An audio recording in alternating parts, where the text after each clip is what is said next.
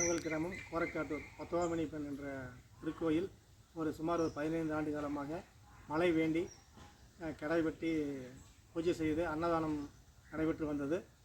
வருடந்தோறும் பொதுமக்களுடைய நன்கொடையின் பேரில் சிறப்பாக நடைபெற்று கொண்டு வந்தது. இந்த ஆண்டு மேலும் மேலும் அதிக பொதுமக்களுடைய ஆதரவின் பேரில் ஒரு 10-15 கிடாய் அளவில் வெட்டி பெரிய மாபெரும் சிறப்பு பூஜையும் மழை வேண்டி யாகமும் மற்றும் அன்னதானமும் சிறப்பாக ஊர் பொதுமக்கள் ஆதரவுடன் சிறப்பாக நடைபெறுகிறது.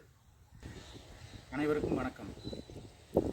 ஈரோடு மாவட்டம் கோபி வட்டம் வெள்ளாங்கோயில் கிராமம் கோரக்காட்டூரில் ஸ்ரீ மகாமணியப்பன் திருக்கோயில் மலைச்சாமிக்கு 15வது ஆண்டாக மழை வேண்டிய கிடாய் வெட்டும் நிகழ்ச்சியானது சிறப்பாக நடைபெற உள்ளது. அது சமயம் அனைத்து ஊர் பொதுமக்களும் இந்த விழாவில் கலந்து கொண்டு இந்த மாபெரும் அன்னதானத்திலும் கலந்து கொள்ளுமாறு கேட்டுக்கொள்கிறோம். இந்த மாபெரும் விழாவானது வருகின்ற ஆடி மாதம் 4ஆம் தேதி, ஜூலை மாதம் 20ஆம் தேதி ஞாயிற்றுக்கிழமை நடைபெற உள்ளது. இதில் காலை 9 மணிக்கு மகாமணியப்பனுக்கு மகா அபிஷேகமும், அதைத் தொடர்ந்து 12 மணிக்கு மலைச்சாமிக்கு கிடாய் வெட்டும் நிகழ்ச்சியும், அதைத் தொடர்ந்து 5 மணி முதல் 8 மணி வரை மாபெரும் அன்னதானமும் நடைபெற உள்ளது.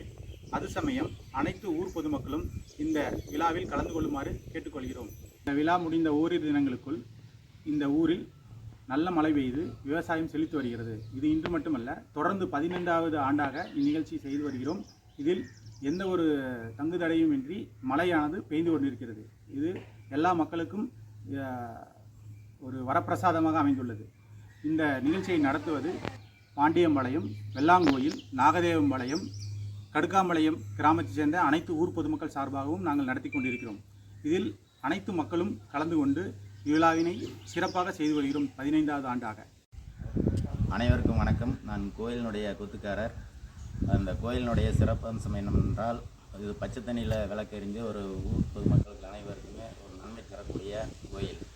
இந்த கோயிலில் 15 ஆண்டுகளாக நாங்கள் ஒரு சிறப்பு பூஜையை பண்ணி மழை வேண்டி ஊர் பொதுமக்கள் சார்பாக நன்கொடை வசூல் பண்ணி விருந்து அன்னதானமாக ஒரு 5000 பேருக்கு